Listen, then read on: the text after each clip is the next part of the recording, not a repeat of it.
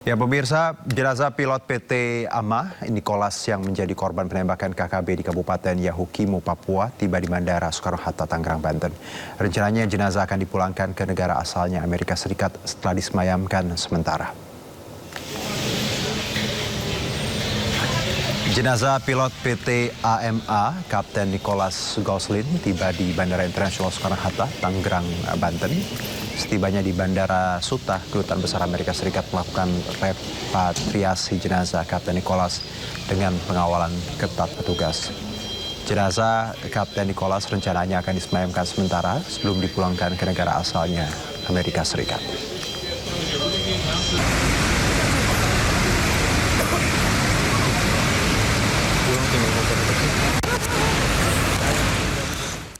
Ya, Kapten Nicholas menjadi korban penyerangan dan penembakan kelompok separatis KKB di Kabupaten Yahukimo, Papua Pegunungan. Evakuasi jenazah Kapten Nicholas dilakukan dengan operasi khusus oleh Komando Operasi TNI HBMA.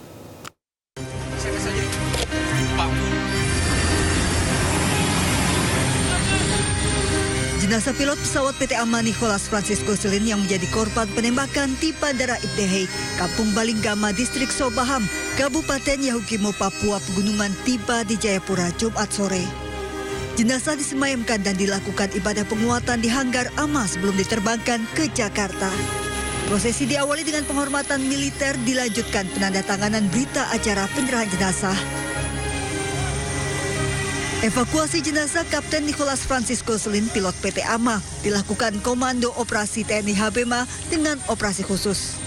Kapten Nicholas menjadi korban penyerangan dan penembakan kelompok separatis KKB di Kabupaten Yahukimo, Papua Pegunungan.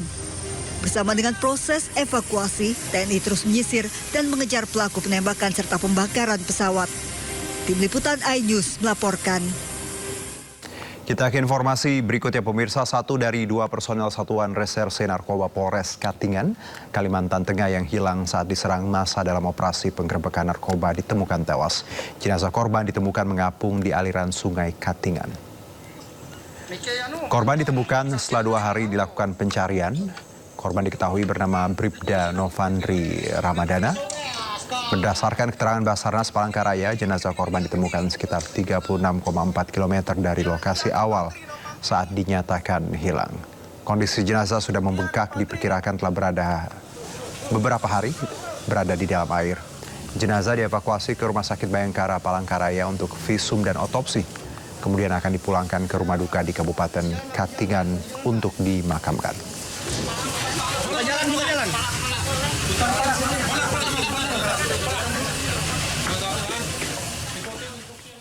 Pemirsa, rumah Aibtu Nuridin, oknum polisi pelaku penyekapan dan penyiksa istri siri di Brebes, Jawa Tengah dipasang garis polisi. Ya, inilah rumah Aibtu N, mantan Kanit Reskrim Polsek Tegal Selatan, Polres Tegal Kota di Desa Kalipucang, Kecamatan Jatibarang, Kabupaten Brebes, Jawa Tengah, Sabtu sore. Menurut warga, polisi telah memasang garis polisi sejak Jumat sore. Warga juga mengakui Aibtu N ditangkap tim gabungan Polda Jawa Tengah dan Polres Brebes menggunakan 3 mobil pada Kamis malam di rumah tersebut. Warga menambahkan Aibtu N menempati rumah yang dibangunnya sejak tahun 2017 lalu, tetapi tidak mengetahui istri siri Aibtu N tinggal di sana karena rumah selalu dalam keadaan tertutup. Aibtu N diduga menyiram istri sirinya dengan air keras hingga mengalami luka bakar 40%. Tadi menempati rumah tahun berapa, Pak? Tahun 2017. 2017. Tapi tetangga nggak pernah dengerin ya suara seksual kata keributan? Enggak, waktu dulu kan orangnya masih benar sih, masih bisa sawungan sama teman-teman tetangga. Masih bergaul gitu ya? Berarti lama sudah nggak bergaul, kira-kira berapa tahun, Pak? Ya sekitar 3 tahun. Tahun 2000-an. Ya jarang bergaul. Tapi warga sempat dengar kabar-kabar itu, Pak? Enggak. Yang penyiksaan itu? Enggak sama sekali dengar. Enggak sama sekali. Tapi ini rumah aslinya, Pak? Iya, ini rumahnya asli. Makanya kemarin-kemarin kaget saya, ada orang begitu, kaget. Tinggalnya sama siapa di sini, Pak? Sendiri ya. Seorang anggota Polres Tegal Kota Aibtu N, pelaku penganiayaan terhadap istri sirinya telah ditahan di Propam Polda Jawa Tengah. Ibu korban tak kuasa menahan tangis saat menceritakan penderitaan putrinya yang disiksa secara sadis oleh oknum polisi.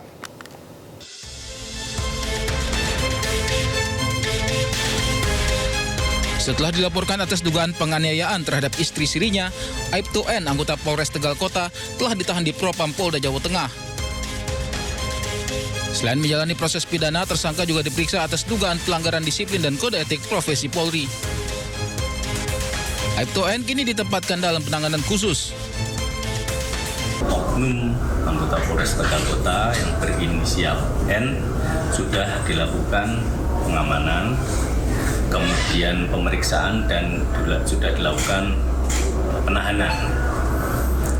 Terkait kalau di Propam terkait dengan kode etik, nah kemudian terkait dengan tindak pidananya pelaporan ini dilaporkan di Bareskrim sehingga tindak lanjut dari penyidikan nanti kita menunggu dari penyidik Bareskrim. Sebelumnya didampingi tim kuasa hukum Hotman Paris, korban MAN, wanita asal Cirebon ini telah melaporkan pelaku ke Bareskrim Polri. Korban juga telah menjalani visum di Rumah Sakit Polri Kramat Jati, Jakarta Timur. Selama 2,5 tahun, korban diduga disekap dan dianiaya hingga alami luka bakar 47%. Selain itu, korban juga dicekokin narkoba. Tim Liputan iNews melaporkan. Ya, terungkap alasan gadis YT, korban penyekapan Taufik Hidayat, pasrah tubuhnya ditato wajah pelaku. Polisi menyebut tindakan itu diminta pelaku sebagai dalih pembuktian rasa cinta akibat cemburu buta.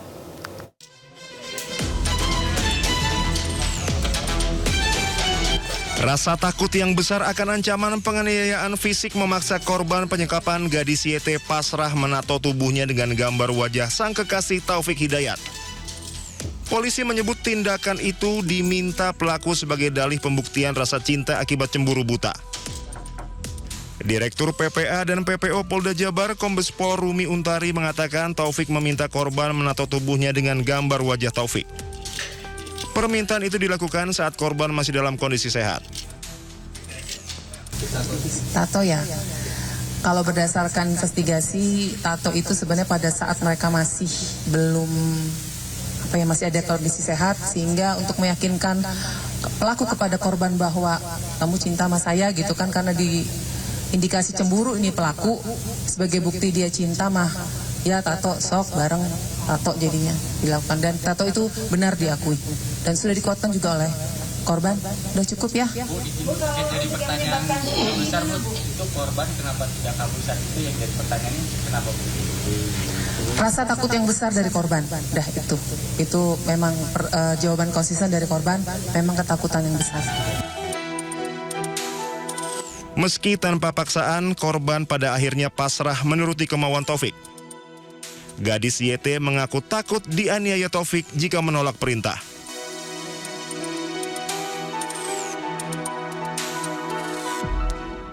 Kita ke kasus berikutnya, pemirsa. Polisi periksa Christoforus Evi, Ketua DPRD Timur Tengah Utara, selama 2 jam terkait kasus dugaan intimidasi Dr. Ica. Christoforus memberikan keterangan seputar pesan yang disampaikan Dr. Ica.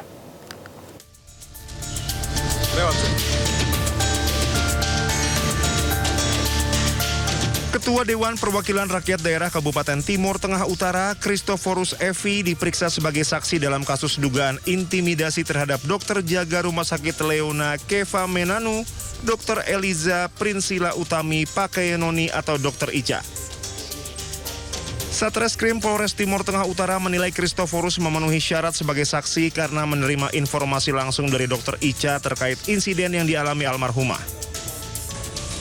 Christoforus yang diperiksa selama 2 jam memberikan keterangan seputar pesan yang disampaikan Dr. Ica di Rumah Sakit Leona Keva Menanu.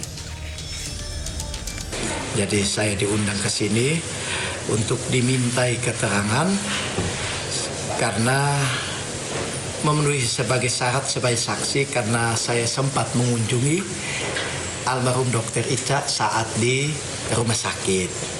Jadi yang disampaikan oleh almarhum Dr. Ica kepada saya bahwa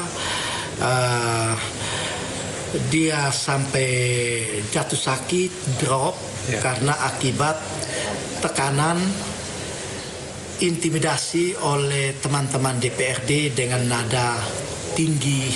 Jadi oleh Dr. Ica juga menyampaikan kepada saya bahwa Bapak tahu nggak akibat ulah teman Bapak-Bapak saya melakukan percobaan bunuh diri sebanyak 3 kali. Dia tidak nikah, Mam.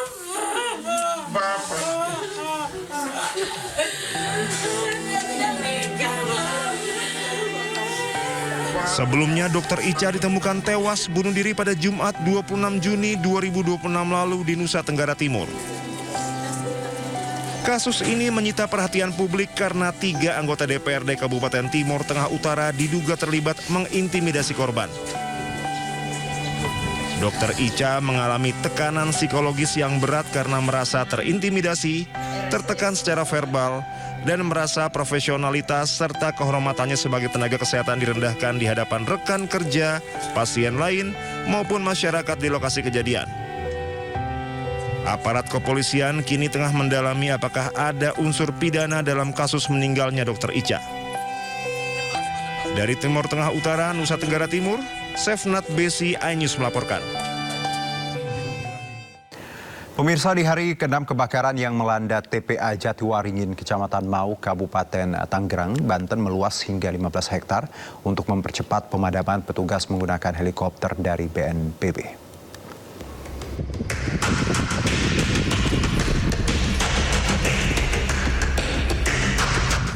Di hari kelima kebakaran yang melanda tempat pemrosesan akhir TPA Jatiwaringin, Kecamatan Mau, Kabupaten Tangerang, Banten pada Sabtu siang, kepulan asap dan api masih menyala di sejumlah titik. Hingga hari kelima pemadaman, luas area yang terdampak api diperkirakan telah mencapai 15 hektar. Kepulan asap masih terlihat membumbung tinggi terbawa angin ke arah barat. Terlihat pula 2 helikopter waterbombing milik BNPB bergerak memadamkan api melalui jalur udara. Wakil Menteri Lingkungan Hidup Dias Faisal Malik Hendro Priyono menyebut karakteristik kebakaran TPA Jatiwaringin sama seperti kebakaran lahan gambut. Menurut Dias, kebakaran TPA Jatiwaringin yang disebabkan cuaca panas memantik CH4 atau gas metana. Hal ini bisa berpotensi menimbulkan ledakan dari dalam timbunan sampah yang menggunung. Tim Manggala Agni dikerahkan untuk melakukan pemadaman dengan metode injek. Pasalnya, pola penanganan kebakaran TPA Jatiwaringin ini disetarakan dengan pemadaman kebakaran lahan gambut. Kebakaran sudah hari ke-5 sekarang ya, dan memang pemadaman ini bukan hal yang mudah ya. Ini karakteristiknya mirip seperti kebakaran lahan gambut, karena mungkin di atasnya terlihat sudah padam, tetapi ketika kita lihat di bagian bawahnya ini masih ada apinya. Jadi kapan saja bisa terus terbakar, dan karena ada CH4-nya bisa ada potensi ledakan juga. Rencananya petugas akan terus berkoordinasi dengan BMKG untuk melakukan modifikasi cuaca guna mempercepat proses pemadaman kebakaran TPA Jatiwaringin. Hingga saat ini memasuki hari kelima, petugas gabungan masih berjibaku memadamkan api yang membakar timbunan sampah dengan waterbombing, armada pemadaman kebakaran, dan alat berat. Dari Kabupaten Tangerang, Banten, Aimarani, iNews melaporkan. Kepala Badan Nasional Penanggulangan Bencana Letjen TNI Suharyanto menjelaskan proses penanganan kebakaran di tempat pembuangan akhir sampah Jatiwaringin di Kabupaten Tanggerang menunjukkan perkembangan positif. Meski demikian, ia ingatkan seluruh pemerintah kabupaten kota untuk waspada terhadap potensi kebakaran di TPA saat memasuki musim kemarau. TPA hari ini kan mungkin sudah ditangani terus ya. Kita juga mendatangkan 2 heli waterbombing. Tadi Bapak Menteri Lingkungan Hidup juga datang ke sana bekerja sama Manggala Agni dari bawah menggunakan pipa panjang ditusuk ya. Kemudian kita dari atas siram sampai padam. Sekarang api belum padam tetapi sudah kecil dan ada hasilnya. Ya target kami hari ini bisa selesai. Tapi begitu El Nino, ya masyarakat harus paham tahun 2023 itu 18 TPA terbakar, termasuk gunung-gunung. Nah, jadi ini sudah mulai alarm ya dengan adanya terbakarnya Jatiwaringin ini, TPA Jatiwaringin, agar masing-masing kabupaten kota yang punya TPA dicek betul, hati-hati betul ya. Jangan sampai kasus Jatiwaringin juga menular di tempat lain Dan kita ingat pelajar pengalaman di 2023 di mana ada 18 TPA di kota-kota besar juga terbakar. Sementara itu pemirsa, 154 warga terkena infeksi saluran pernapasan akut akibat asap kebakaran TPA Jatiwaringin, Tangerang. Mayoritas merupakan kelompok ibu hamil dan balita.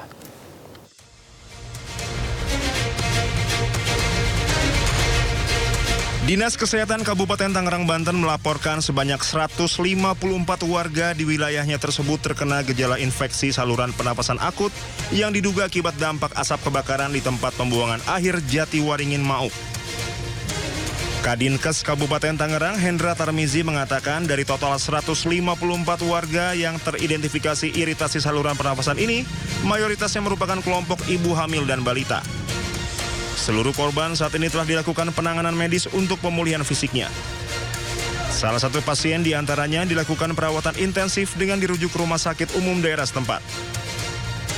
Dinas Kesehatan Kabupaten Tangerang telah menerjunkan 25 petugas medis yang tergabung dalam tim kesehatan melalui unit puskesmas di 3 wilayah yang mencakup Kecamatan Rajek, Mauk, dan Sukadiri.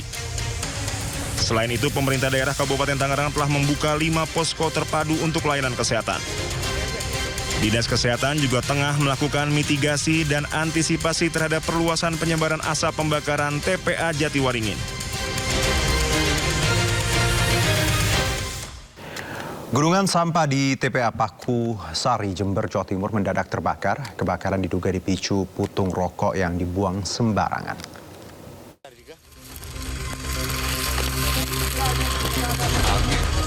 Api membakar gunungan sampah di tempat pembuangan akhir Paku Sari, Jember. Api dengan cepat menjalar di tumpukan sampah kering hingga membakar area seluas 5 hektar. Kebakaran ini membuat warga dan pengelola TPA segera menghubungi BPBD dan Pemadam Kebakaran Jember untuk meminta bantuan pemadaman. Apalagi titik kebakaran tak jauh dari pemukiman. 5 truk pemadam kebakaran kesulitan memadamkan api. Petugas tidak dapat membawa mobil pemadam mendekati titik api karena terhalang gunungan sampah. Setelah lebih dari 3 jam berjibaku dengan asap tebal, api bisa dikendalikan dan dipadamkan. Ada dari pemulung yang ada di lokasi tersebut membuang putung rokok, sehingga kemudian berdampak kepada terjadinya kebakaran dan kemudian meluas ya lebih kurang sekitar 500 meter itu. Kemudian kita tangani bersama dengan PMK, BPBD. Hingga saat ini petugas damkar masih menjaga area pembuangan sampah ini. Dari Jember, Jawa Timur, Bambang Sugiarto, iNews melaporkan. Ya, kita beralih ke informasi lainnya pemirsa. Parade Budaya Jakarta World Folk Festival digelar di ajang Hari Bebas Kendaraan atau Car Free Day di Bundaran HI Minggu pagi. Festival ini menampilkan beragam tarian tradisional dari berbagai negara. Semarak Hari Bebas Kendaraan, Car Free Day semakin bertambah dengan Parade Budaya Jakarta World Folk Festival yang digelar di Jalan Sudirman Tamrin.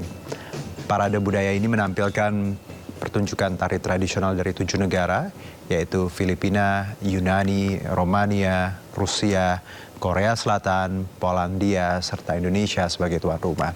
Masing-masing delegasi menampilkan keunikan budaya dan busana tradisional yang berhasil menyita perhatian pengunjung. Festival ini juga menjadi penyelenggaraan kedua setelah pertama kali digelar pada tahun 2025.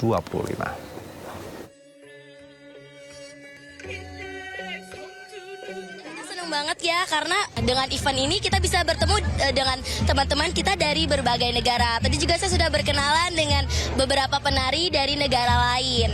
Kita menampilkan tarian Bandrong Ing Cilegon, salah satu tari tradisional dari kota Cilegon, Banten, yang tentang jawara, tentang pendekar, karena Cilegon ini terkenal dengan silat ya. Ya pemirsa, Taman Mini Indonesia Indah masih ramai oleh warga yang menghabiskan libur akhir pekan dan liburan sekolah. Antusiasme masyarakat masih sangat tinggi untuk memilih Taman Mini Indonesia Indah sebagai destinasi wisata favorit keluarga mulai dari anak-anak hingga dewasa. Berbagai pertunjukan tarian daerah hingga teater legenda juga ditampilkan di kawasan Taman Budaya. Selain bisa mengunjungi sejumlah anjungan dari seluruh daerah di Indonesia, pengunjung juga bisa menaiki sejumlah wahana seperti gondola atau kereta gantung. kemudian berkeliling dengan menggunakan kendaraan warawiri sepeda listrik.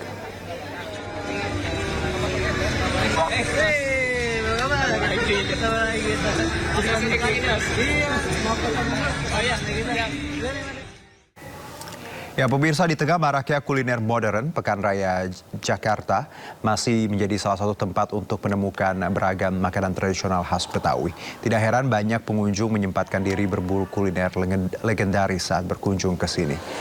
Kerak telur menjadi salah satu stand yang paling sering didatangi pengunjung. Aroma kelapa sangrai dan proses memasak dengan tungku arang menjadi daya tarik tersendiri. Sekaligus memberikan pengalaman menikmati kuliner yang masih dibuat dengan cara tradisional.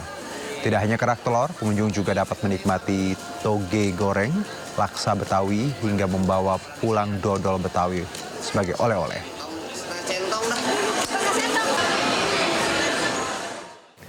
Langsung saya ajak pemirsa semuanya untuk ke Jakarta Fair 2026. Sudah ada rekan Selena Yahya di JI Expo Kemayoran. Selamat sore Selena, bagaimana PRJ sore ini? Silakan.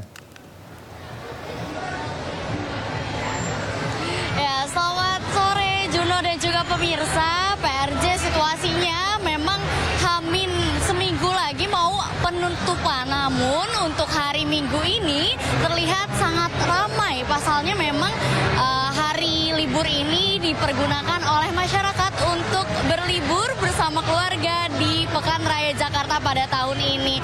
Dan jika biasanya PRJ identik dengan ciki-ciki dan juga snack jumbonya, tidak hanya itu, PRJ juga mempunyai banyak booth dari mulai elektronik hingga ke otomotif seperti tempat saya berdiri pada saat ini di Hall D nomor 57 di booth Autotech Sindonyus, yang mana memang kalau kita lihat dari sekeliling memang banyak yang sedang berada di booth ini, dan booth ini memang menyajikan beragam video tentang otomotif yang tentunya memang menarik bagi para pengunjung yang ada di sini. Dan saya akan wawancara atau berbincang dengan salah satu pengunjung yang ada di booth Autotech pada hari ini. Halo Bapak, dengan Bapak siapa? Ya, dengan Bapak Aje saya.